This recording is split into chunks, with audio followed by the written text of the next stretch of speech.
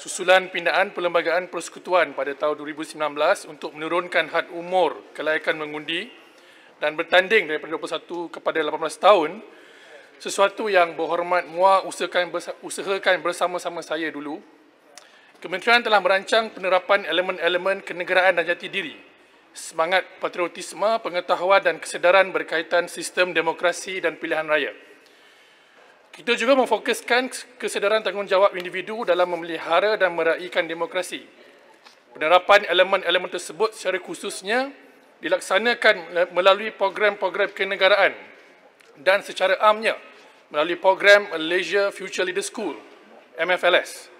Kementerian juga telah mewujudkan jawatankuasa khas bersama agensi-agensi lain seperti Kementerian Pendidikan Malaysia, Kementerian Pengajian Tinggi, Kementerian Perpaduan Negara, Kementerian Komunikasi dan Multimedia dan Akademi Pilihan Raya untuk menyelaraskan program-program peningkatan kadar literasi politik di kalangan anak muda.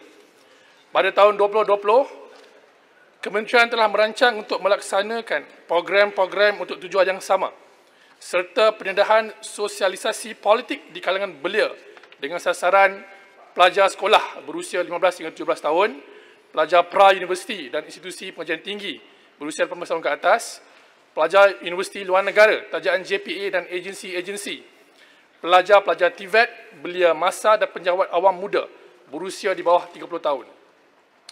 Walaupun perintah kawalan pergerakan terpaksa dilaksanakan akibat wabak COVID-19, banyak program berjalan secara dalam talian dengan mengekalkan objektif asal. Program yang dilaksanakan secara bersemuka pula tertakluk kepada SOP daripada Majlis Keselamatan Negara MKN dan Kementerian Kesihatan. Program-program yang telah kami anjurkan berbentuk seminar termasuk webinar, kursus, dialog dan forum perkongsian infografik di atas talian. Tuan Yang Dipertua, Kementerian Belia dan Sukan juga telah merancang dan melaksanakan perkara berikut. Sewaktu PKP, debat rakan muda dianjurkan secara dalam talian yang turut membincangkan isu-isu kenegaraan.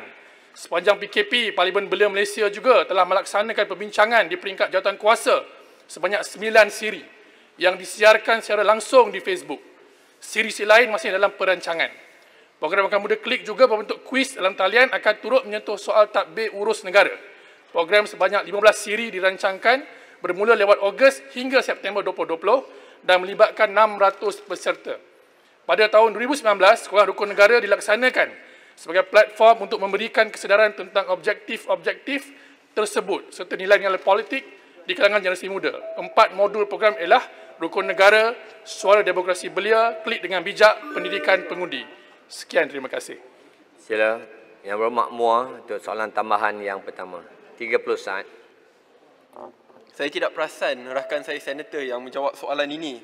Saya ingin mengambil kesempatan untuk mengucapkan tahniah di atas kemenangan beliau semalam atau 2 hari lepas dipilih sebagai Ketua Armada se-Malaysia. Tak ni serius I wish him all the best and his new team all the best in his future pursuits dengan izin yang speaker. Senator, saya ingin bangkitkan 2 perkara. Kalau lawan Muar boleh tentu menang lagi. Saya ingin bangkitkan 2 perkara. Pertama sekali, seperti yang Berhormat Senator tekankan tadi, kita menggerakkan usaha undi 18 ini bersama. Tetapi kita juga ingin memastikan bahawa penyaluran maklumat itu adil dan anak muda di seluruh Malaysia bebas menyuarakan pendapat mereka. Apa pandangan Senator apabila Kementerian Pendidikan berkata bahawa, Pendidikan Tinggi berkata bahawa pemansuhan atau pindaan AUKU itu tidak akan diberikan, tidak akan dilakukan atau dilaksanakan lagi sekali, yang bermaksud bahawa anak-anak muda yang ingin bersuara di dalam dan juga di luar Malaysia akan disekat. Critical thinking akan disekat. Saya agak yakin senator sendiri tahu, kerana sebelum pilihan raya apabila senator pergi ke luar negara untuk belajar, ada sekatan-sekatan tersendiri. Apabila anak muda ingin bersuara berkenaan isu-isu politik, isu-isu negara. Sebagaimana kita ingin melaksanakan undi 18 dan membawa kesedaran politik apabila suara anak muda itu disekat di dalam dan juga di luar negara. Apa pandangan senator? Terima kasih. Terima kasih. Sila Timbalan Menteri. Terima kasih Yang Berhormat Muar, sahabat saya.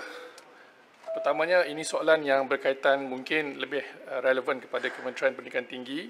Walau bagaimanapun, izinkan saya memberi penerangan ringkas berhubung dengan komitmen Kementerian Belia dan Sukan dalam soal kita membantu meningkatkan kadar literasi politik di kalangan anak muda. Dalam Pelan Hala 7 RMK 12, KBS sebagai agensi peneraju kumpulan fokus 5, literasi perlembagaan dan etos bangsa di bawah kumpulan kerja teknikal perpaduan nasional. Dan program-program oleh kementerian turut bertujuan meningkatkan literasi politik. Namun begitu, ia bebas atau dengan izin unbiased daripada pengaruh politik kepartian. Ini yang berhormat MUA pun maklum. Kita menekankan sepanjang program yang kita buat di KBS berhubung dengan rukun negara yang kita baru sambut 50 tahun. Dia punya annual ataupun sejarahnya. Dan ini menjadi penekanan kami dalam membantu meningkatkan kesedaran politik dan pemikiran kritis tentang undi 18. Jadi insya-Allah kita akan bantu lebih lanjut dalam kerjasama rentas kementerian berhubung soal-soal yang lain dalam meningkatkan kematangan politik anak muda. Senator, saya faham bahawa AUKU mungkin bukan di bawah KBS. Tapi KBS bekerjasama dengan Kementerian Pendidikan Tinggi dalam usaha untuk meminda AUKU. Adakah KBS akan mendesak atau akan memberi? Soalan kedua ni Cukuplah. Ini cukuplah Muaz. Satu soalan saya bagi. Ya. Mungkin ya. Cukuplah Muaz. Kan bersuara Ini bukan berceramah lah. Saya bagi 30 saat Timbalan Menteri mengulas. Sila. Yang Muak-Muak, saya memberi jaminan akan membantu meningkatkan kerjasama dengan kementerian-kementerian lain untuk kita memahami kepentingan kita meningkatkan penyertaan anak muda dalam politik, biarpun sama ada aku dipilih atau tidak. Terima kasih. Terima kasih, Yang Berhormat Jabatan Menteri. Soalan tambahan kedua, saya jemput Yang Berhormat Pontian. 3 kali bangun. Beliau sudah berapa kali bangun Yang Di-Pertua. Terima kasih, Datuk Speaker. Saya kira antara pengetahuan perihal demokrasi dan kenegaraan yang perlu diketahui oleh anak-anak muda ini ialah termasuk mendaftar sebagai pengundi.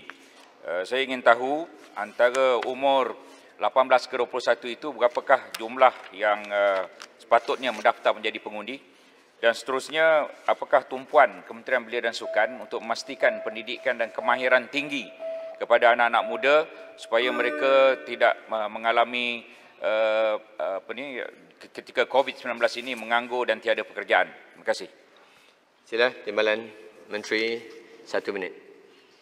Mengikut unjuran SPR, perubahan umur layak mengundi daripada umur 21 ke 18 tahun akan menjadikan seramai 7.8 juta pengundi baru menjelang tahun 2023. Dan butiran-butiran lanjut, kami akan jawab secara bertulis. Untuk makluman Yang Berhormat Pontian, seperti saya dah ulang beberapa kali dalam Dewan Yang Mulia ini, Kementerian Belia dan Sukan sedang melaksanakan beberapa program-program penting untuk memastikan anak muda tidak terpinggir daripada arus kita ingin menambahkan pekerjaan dalam tempoh Perintah Kawalan Pergerakan. Antara inisiatif penting yang baru dilancarkan adalah skim perantisan nasional yang mana kita bekerjasama dengan kementerian-kementerian seperti Kementerian Kerja Raya, Kementerian Komunikasi dan Multimedia dan Sumber Manusia, bagaimana kita dapat menambahkan peluang perantisan di kalangan anak muda yang terlibat sama ada dalam GLC tempatan maupun syarikat multinasional di luar. Itu sahaja daripada saya. Terima kasih.